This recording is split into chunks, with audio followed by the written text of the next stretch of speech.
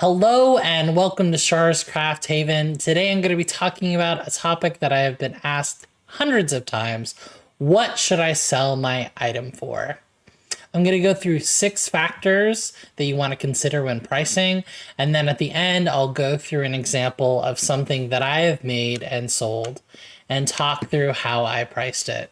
The first thing to consider is what kind of business are you doing? Is this simply a hobby, a side hustle, or is this a full-blown small business? Your answer to this will inform how you approach each area. If you just want something to do, then your goal might be to not lose money in your hobby.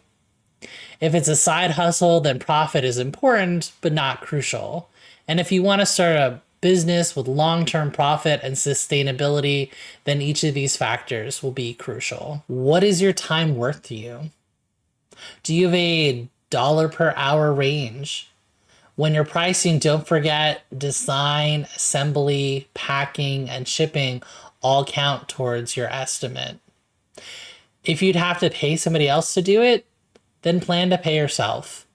A common pitfall here is to undervalue your time in the beginning and to end up stuck with low price expectations from customers even as demand on your time increases. When creating your estimate, think about the material cost.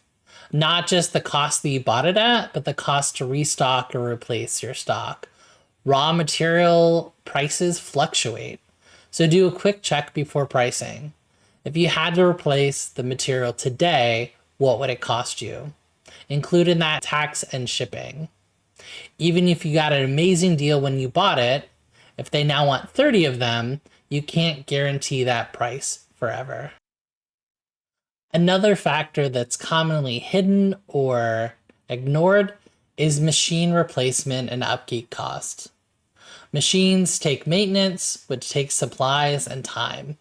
After so many hours, you'll need a new tube, lenses, or mirrors. After so many more hours, you'll need a replacement machine, or if your business grows, a larger machine. Budget and save up for the long term. Set this money aside and keep it on hand for when you need it.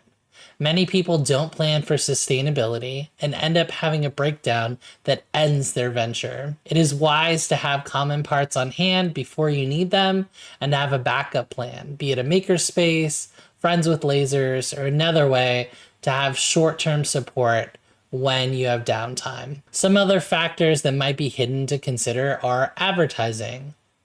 Where you're going to be selling, are there booth fees? Do you have a credit card service fees that are going to cut into your profit?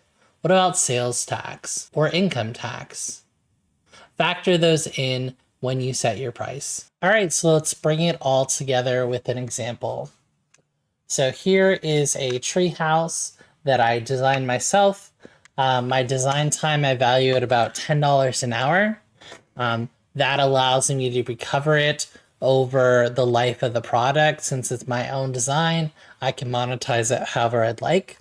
I sell it as a kit. So the pieces take around 15 minutes to cut. Instead of engraving, I do scoring to save time on that. So my laser time is about $1 per minute. So that would be $15. There are some extra pieces that take painting and gluing. I do this mass produced. And so those take around 5 minutes total. I also made a video, which I'll put in advertising. It's an assembly guide, and that took around 30 minutes. But again, I am going to factor that in over the life of the product. So I'm not going to add that into a single one. And then material cost, it's around 3/4 of a sheet, which currently costs $6 to replace. So it'd be about $4. I'm going to factor in $2 for depreciation on the laser and for those fees, transaction fees, for selling it online. So altogether, that puts my profit around $20 to $25, which is pretty reasonable for a complicated craft kit. I look forward to your questions in the comments. Feel free to like and subscribe. Join my unofficial P2CO2 group or Shar's Craft Lounge to be involved in future videos. And as always, have fun lasering.